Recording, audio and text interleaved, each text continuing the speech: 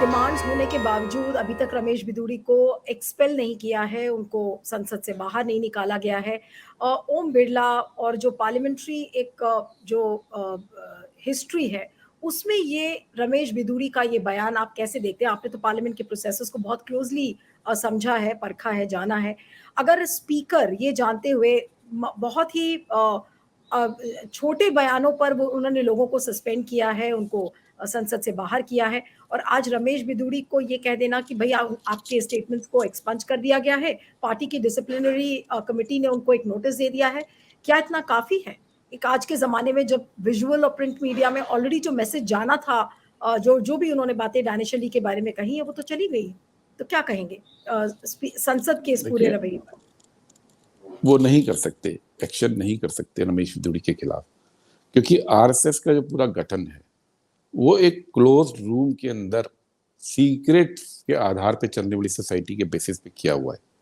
उनकी पूरी वर्किंग के अंदर सीक्रेसी रहती है। आज वो रमेश बिधूड़ी के मामले में वो क्या कहेंगे कि जो हम बंद कमरे के अंदर बातें कहते थे वो रमेश बिधूड़ी ने सदन पे क्यों कह दी?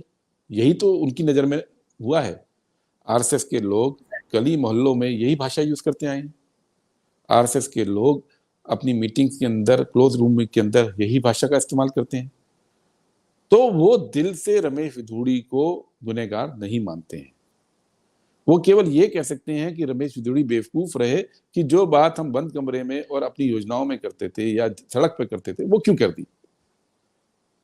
जबकि सच ये है कि इस तरह की भाषा, इस तरह की भाषा ही नहीं, इस तरह की मंशा, इस तरह की सोच वो देश को बर्बाद करने वाली सोच है, वो नफरत फैलाने वाली सोच है। तो मैं बार बार क्यों बोलता हूं कि जब आप कांग्रेस वर्सेस बीजेपी को देखते हैं तो आप केवल ये मत देखिए कि चुनाव 24 के बारे में क्या होने जा रहा है, कि मंडल की राजनीति हो रही है या हिंदुत्व की हो रही है। ये सोच की बात, कांग्रेस पार्टी के अंदर ये बात करके कोई सरवाइव नहीं कर सकता। आज की तारीख में राहुल गांधी खड़े होकर ये बात जब कहते हैं कि मुझे मोहब्बत की दुकान लगानी है, तो इसलिए कहते हैं क्योंकि इस सोच के खिलाफ है और बीजेपी आरएसएस इस सोच को ओन अप करती है। इसलिए एक लेवल के बाद ना तो वो रमेश बिधूड़ी का कुछ करते हैं, ना वो प्रज्ञा ठाकुर का कुछ करते हैं, ना ऐसे दर्जनों केस हैं कि अगर अनुराग ठाकुर गोली मारो का नारा देते हैं तो मंत्री बने रहते हैं, अगर टेनी किसानों के ऊपर गाड़ी चलाता है उनका बेटा तो मंत्री बने रहते हैं। तो बीजेपी के अंदर ये सोच है कि वो शाब्दिक हिंसा और वो बंटवारा करने वाली हिंसा को इस्तेमाल करने में दोनों तरह से कभी भी उनको गुरेज नहीं रहा है। वो बंटवारा भी करते हैं और वो शाब्दिक हिंसा भी करते हैं। और जब उनके लोग पकड़े जाते हैं तो उनको दिखाने के लिए थोड़ा बहुत नाराजगी दिखा देते हैं, पर उनको अपने सिस्टम से बाहर नहीं करते हैं, बल्कि मुझे लगता है उनके सिस्टम में वो लोग ज्यादा ग्रो करते हैं उसके बाद। तो ये लड़ाई केवल बिधूड़ी के शब्दों की नहीं है, ये उस विचारधारा की लड़ाई है जो आरएसएस पहले हार चुका था आजादी के आंदोलन में, संविधान बनने के बाद हार चुका था, और जब दोबारा रिन्यू हुई है तो फिर हारेगा। लेकिन गुरदीप, ये चीज़ सबको इसलिए और भी परेशान करती है कि एक नया संसद में ट्रांजिशन हुआ, नई बिल्डिंग में लोग गए और लेकिन किस तरीके की शुरुआत हुई है। जो संसद के फॉलिंग स्टैंडर्ड्स हैं, जो गिरता हुआ स्तर है पार्लियामेंट का, उसके बारे में आपका क्या कहना है? क्या मानना है कि फ्यूचर क्या होगा? अगर इसी तरीके की विचारधारा पनपेगी, जहाँ पर रमेश बिधूड़ी जैसे लोगों को अभी भी जिस तरह से पेनलाइज़ करना चाहिए और पार्टी अगर नहीं कर रही है, डायरेक्टली इनडायरेक्टली घुमा फिरा कर चीजें कर रही है, तो आने वाला समय नए संसद का कैसा होने जा रहा है?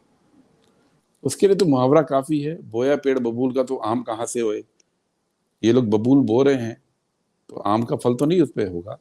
और दूसरी बात यह कि इनको बबूल पसंद है, ये चाहते हैं कि पूरी दुनिया में कांटे उगे, वो कांटे उगेंगे, लोग उसमें उलझेंगे, लोग दामन उसमें उलझेगा तो ये राज कर पाएंगे।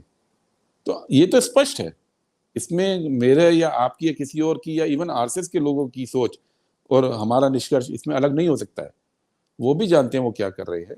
संसद जो है, जो परंपराओं से बनती है, संसद बिल्डिंग से नहीं बनती है।